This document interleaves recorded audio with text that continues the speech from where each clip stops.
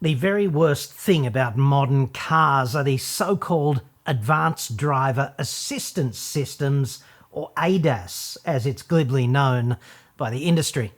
Advanced driver annoying systems is far more like it, however, because if you are any kind of advanced driver, that's exactly what this technology manages to do, on balance.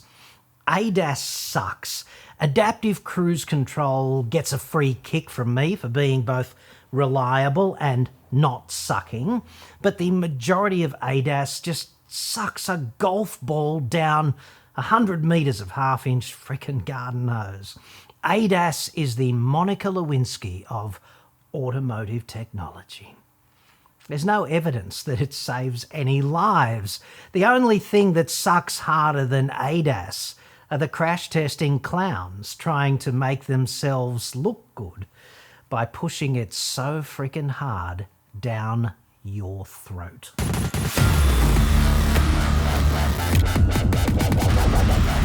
I'm John Cadogan from AutoExpert.com.au, new cars cheap, Australia only, website, card. Okay, so every day when I get into my car, which is a late model, fully loaded Mitsubishi Triton GSR, I sit my ass on the seat and I hit the starter. And that's when the useless warnings start.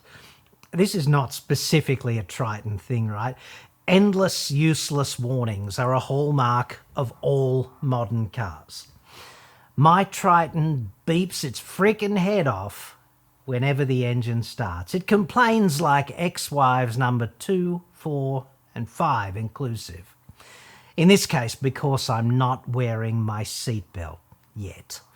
Don't get me wrong, dude, if the car is moving, I am wearing my seatbelt every time. But to my knowledge, it's not actually any safer to start the car with the seatbelt already on. It's quite hard to crash in your own driveway in park with the handbrake on, with a relative velocity of 0.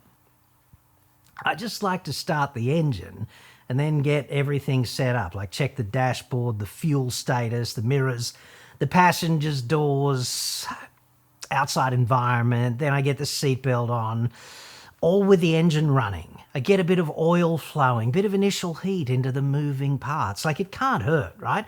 The car hates this, however, but that's how I want to do it, and I like to think that I'm on top. Then I drive up this very quiet street and around the corner. There's one way in and one way out. It's a quiet suburban street. And there's an S-bend. And the road is about 4 and a bit cars wide. And there are often parked cars. And I'm doing like 40 k's an hour. And if there's a parked car, the collision warning goes off repeatably, dependably, with exactly the same repeatable dependability that there's zero fucking chance of me hitting anything. Livin' la vie de ADAS. A modern car is in fact an insult to human factors engineering best practice. And this situation is only getting worse. Cars would be better without most ADAS. There is no evidence that ADAS is even saving lives. This report is sponsored by NordVPN. Get 4 extra months of Nord free now at nordvpn.com/AEJC. Say you're in a cafe one day and you think you've just connected to the free Wi-Fi. But in fact, a hacker has just inserted himself between you and the internet and he's about to start ripping you off properly. How would you even know? This is called a man-in-the-middle attack. It's one of the most common ways to get hacked. But there's no law that says you have to be the next victim. You need countermeasures, and that's what NordVPN does. NordVPN does the stuff that you and I don't understand in the background.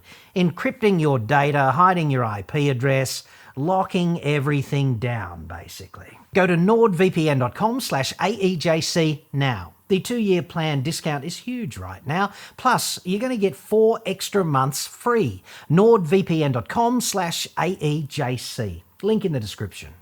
Just subscribe, download the app and connect. One click later, your IP address is shielded, your online traffic is masked with NSA-level encryption across as many as 6 of your devices. NordVPN is the fastest VPN on the planet. It costs only about as much as 1 cup of coffee every month to keep your data, your identity, and your devices secure. Because your location is masked, you'll be able to access streaming and other services that might be blocked where you live. Plus, you can continue to watch your favourite content when you travel. You might even be able to score some great deals on travel and accommodation that are not available at home. That happens all the time. Go to nordvpn.com/AEJC now, boost your security and enjoy that discount plus those extra 4 months of free subscription time. It's totally risk-free with Nord's 30-day money-back guarantee. That's nordvpn.com/AEJC, link in the description, and thanks to Nord for sponsoring this episode. Car makers, regulators, and taxpayer-funded crash test clowns have a lot of skin in the ADAS game. Billions have been spent by car makers developing it. Regulators are so keen to sex up the pot of gold at the end of the road trauma rainbow, Vision Zero. All the lives saved and the injuries prevented with this exciting new ADAS tech. These are the agencies that won't improve driver training, can't get the worst recidivist drivers off the road, don't cut down even the most dangerous roadside trees, or otherwise improve third-rate civil engineering. The shit technology of ADAS has become their frickin' religion. Or at least it's like a religion functionally, because you're expected to believe, and there's no evidence. And the crash test clowns, dude, they have made ADAS part of their 5-star safety rating combo meal deal. Evaluating ADAS gives these people exciting new ways to spend your taxpayer funds, after all. None of these ADAS stakeholders will tell you the truth. ADAS is kind of a nice idea, but the implementation is ever so slightly shit, and there's no evidence all of this false alarming, inconvenient, expensive, high-tech, in-car excrement actually makes driving safer. Over in America, the National Safety Council has a full page on its website explaining just how exciting ADAS really is. To start forecasting the potential impact ADAS technologies may have on traffic safety, a recent NHTSA study identified the crashes occurring today that could be prevented or mitigated if all vehicles were equipped with ADAS technologies. The estimates provided on this page also assume that the ADAS technologies are fully effective in preventing or mitigating the crashes they are designed to impact. Confirmation bias gold medal winners right there. Then they go on to claim various unicorn-style outcomes. For example, that, quote, ADAS technologies have the potential to prevent 20,841 deaths per year. Not 20,840 or 20,842, dude. 20,841. This is America, remember? So that's roughly half the American road toll. And apparently lane keeping assistance of those 20 and a bit thousand, lane keeping assistance might save about 15,000 people, and autonomous braking for pedestrians might save another 4,000-ish lives. Might. But nobody really knows because there's no data. It's basically the same as the power of prayer. If there were evidence that any of this life-saving were happening, the road toll would be diminishing, would it not? And I think we could all live with the inconvenience of ADAS. But the road toll in America jumped 10.5% in 2021. And this was the fastest increase ever. This is an anti-advertisement for the life-saving prowess of ADAS, which is at best a rose-coloured maybe, cloaked in the virtue of hope and guesswork. And we are all paying for this technology and enduring it endlessly. There's a dude over there in the land of the First Amendment, which are the finest words ever enshrined constitutionally, by the way. His name is David Harkey, and he is the wheel at the IIHS, the IIHS, the Insurance Institute for Highway Safety. So they're a safety agency funded by insurance companies, and that means they've got three things, right? Deep pockets, kick-ass test facilities, and all of the crash data. Partial automation systems may make long drives seem like less of a burden, but there is no evidence that they make driving safer. In fact, the opposite may be the case if systems lack adequate safeguards. That's Big D from the IIHS right there in this post on their blog. Partial automation means ADAS, essentially, specifically things like lane keeping assistance and adaptive cruise. And adequate safeguards means things like so-called driver monitoring systems, but I think we should call it by a far more accurate name: driver stalking systems, where the car, which is looking at you through a camera, monitors the tilt of your head and your grip on the wheel and things of this nature, and makes ongoing assessments about your fitness to continue driving, and beams it all back to the mothership. That's in every car maker's totally fucked up lack of privacy policy, in case you're wondering. It's all a bit HAL 9000, only badly implemented, like maybe the Soviets had a hand in it or something, as opposed to being just maliciously ironic in frickin' space. A 2019 study by the American Automobile Association, is that the AAA or the MAA? I have trouble with that. Anyway, that study found that pedestrian detection ADAS is completely frickin' useless at night, which is when 3/4 of pedestrians actually get hit. Go figure. You might argue that the technology will rapidly improve, like night vision, whatever. I'd respectfully suggest that full autonomy has been 12 to 18 months away now for more than a decade. And that's straight from the lips of Electric Jesus, and he never lies. Fusion power has been roughly 10 years away ever since I was a child. And look at me, dude, that was a long time ago. And guess what? It's still about 10 tantalising years away. Even if they can unfuck ADAS tomorrow, there's still the inertia in the traffic system, like millions of cars, each lasting 10 to 20 years to replace.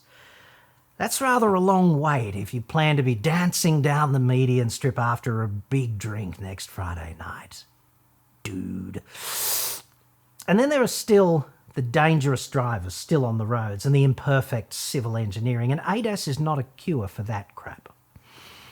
Back in 1975, a dude named Sam Peltzman wrote a story about people who took more risks when they wore a seatbelt because they felt that the car was safer, which was some kind of justification, perhaps. This behaviour is called risk homeostasis. It's also called occasionally the Peltzman effect. This feedback effect is alive and well and living in ADAS. Perhaps you are tempted to check your messages on your phone. You might think it's safe enough to do so if the car has lane keeping assistance, pedestrian detection, and automatic brakes. Pro tip: it's not. The Peltzman effect essentially means that any safety benefit is to some degree negated by the adaptation of, let's call them, the idiot to being in a system with allegedly superior technology, like safer technology. A study in October 2021 by the American AAA, MAA, whatever, found that having adaptive cruise control increased by 18% the share of drivers who exceeded the speed limit. Safer tech, more risky behaviour. Sam Peltzman. And car makers do so talk this tech up out of all proportion to the benefit. Autonomous emergency braking, like the next road safety silver bullet, right? They can't even just call it what it is.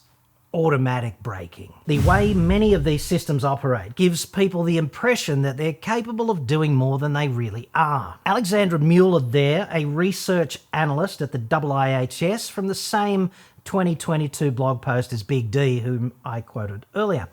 In this study by the AAA in America in September of 2022, they found that AEB prevented 85% of crashes in a particular test scenario at 30 miles an hour, which is about 50 k's an hour.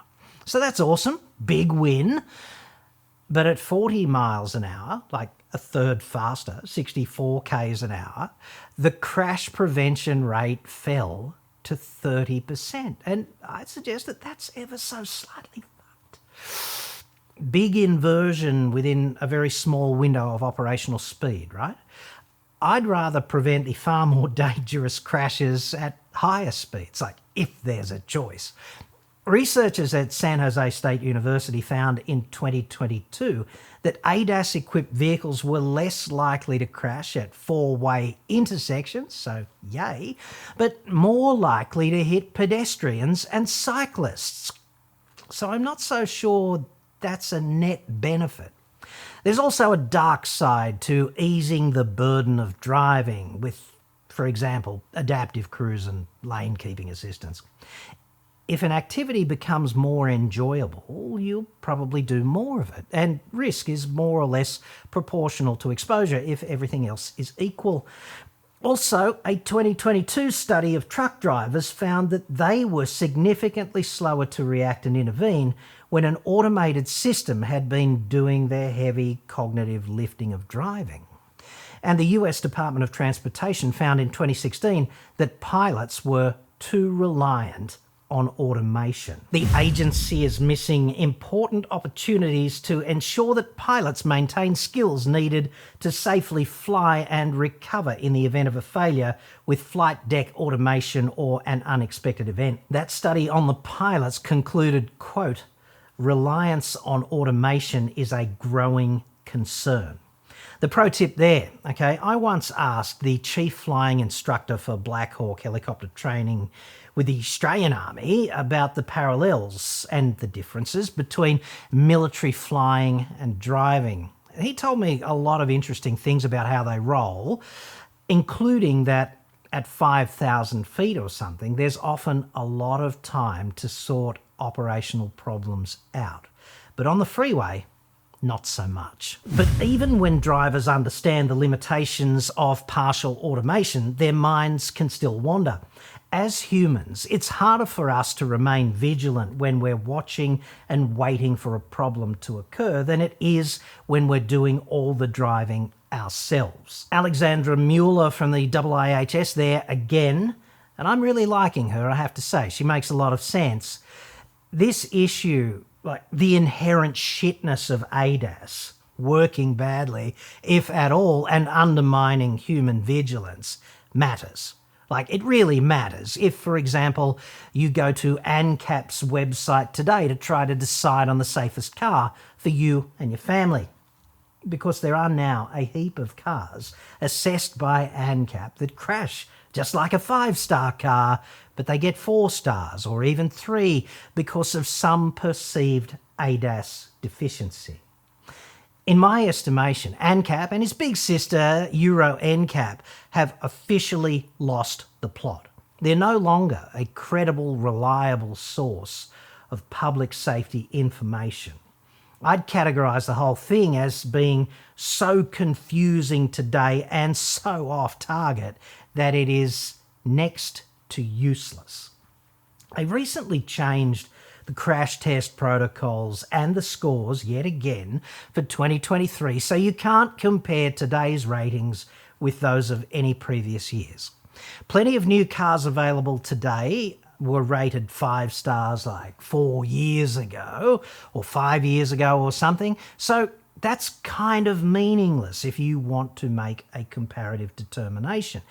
It effectively makes it impossible to draw reliable inferences about the relative safety of direct new car competitors unless they were rated in the same fucking year. For example, a Kia Seltos was tested in 2019 and it's 5 stars in 2019.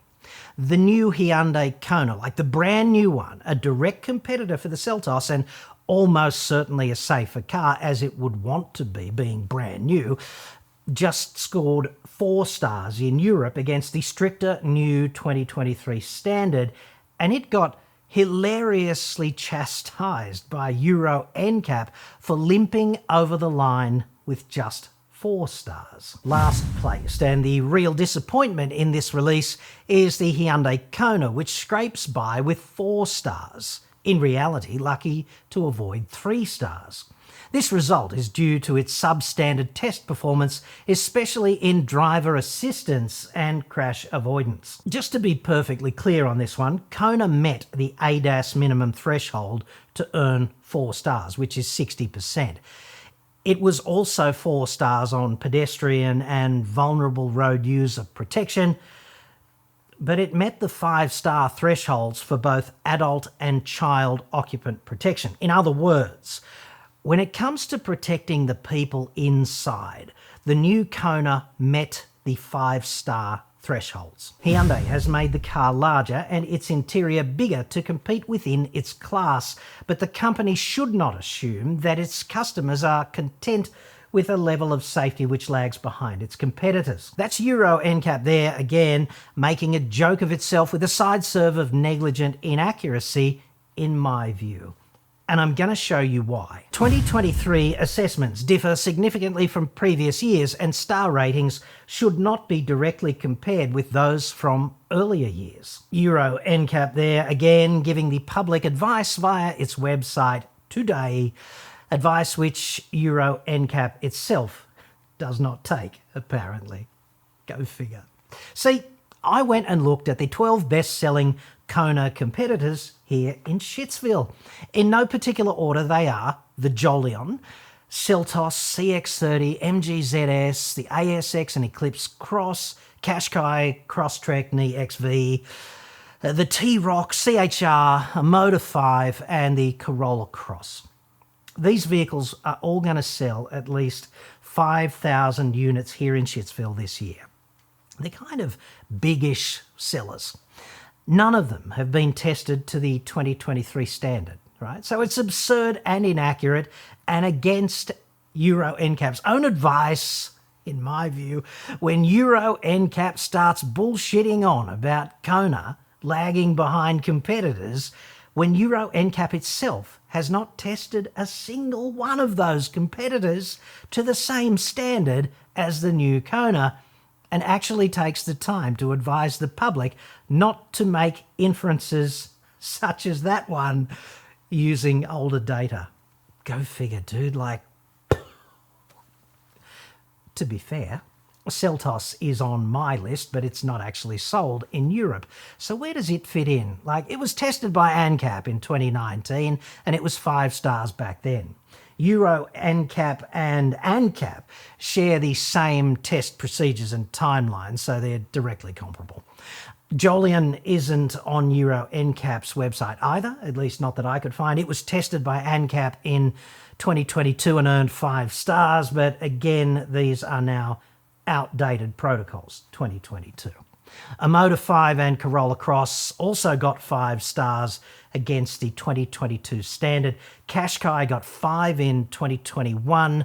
The rest are either 2017 and 2019 ratings, except for the ASX, which was tested way back in the Stone Age of 2011. Pro tip, okay?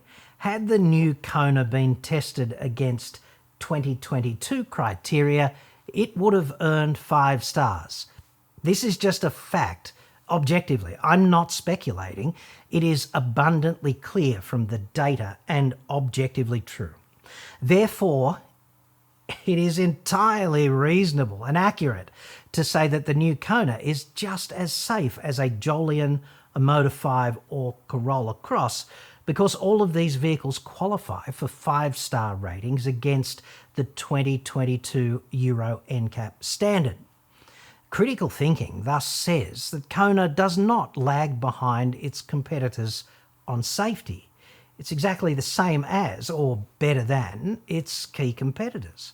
Euro NCAP's grandstanding claims on this are just self-serving bullshit that do not hold water, at least as far as I can tell. And if you think I'm just some Hyundai fanboy on this, please accept a barbed wire enema from me to assist with the festive season, dude. Because I just so rogered them with that barbed wire enema on a current affair last week, and that's on the record, for not looking after a punter whose sunroof exploded. I'm pretty sure, therefore, that there is a dartboard with my face on it right now in Hyundai's head office. Oh well. ANCAP is, I suppose, carefully considering right now how they can craft some A-grade bullshit messaging around this outcome in the near future, the better to make them look good to the feds, because that's the source of their taxpayer-funded river of gold. So I would expect nothing less than a full gonad-busting release from them in due course, only hopefully a bit more accurate than Big Sisters. One final point on these crash testing clowns while we're down here. This is in the domain of vital information in the public interest, okay? They've got this new so-called MPDB crash test, their new wonder test, and it's a joke, dude. It's not even funny. You can look it up, okay? Movable, progressive, deformable barrier crash test. That's what it's called. That's the one that uses this outrageously expensive Thor crash test dummy to simulate the driver. The reason it's a joke is that car makers have to make a real choice now, and you're not going to like it. The choice is, how well do we want to pass this test versus how much of a compromise is that going to be in terms of actually protecting real people in the vehicle in the real world? Because make no mistake, this is a very basic Newton's third law proposition. The better you do in this test, the more your real world safety is gonna suck. This is clearly not a benefit to you or me. Who gives a shit about the test? I give a shit about surviving in a real crash. It's a very poor choice by them, therefore, I'd argue. Emblematic of being completely out of touch. And you're paying for it, dude. In a nutshell, ADAS sucks, right? They say it could save all these lives, but there's no evidence. And it's not looking good. Thank God, therefore, that we live in the golden age of bullshit, because that's the only reason ANCAP and Euro NCAP get away with including these half-baked bullshit assistance systems in their testing and safety ratings. Like, it's so great to see fundamentally safe cars getting shot in the kneecaps because their bullshit safety systems are somehow deemed just as vital as their crash performance. And it's equally awesome to see ANCAP and Euro NCAP copping such a reach around from the taxpayer to motivate car makers to compromise real-world safety so they can ace a fundamentally bullshit crash test. Apart from that, the safety rating systems and the ongoing deployment of partial autonomy out there on the roads that annoys the shit out of you and me every day, well, I'd suggest it's working just fine, dude.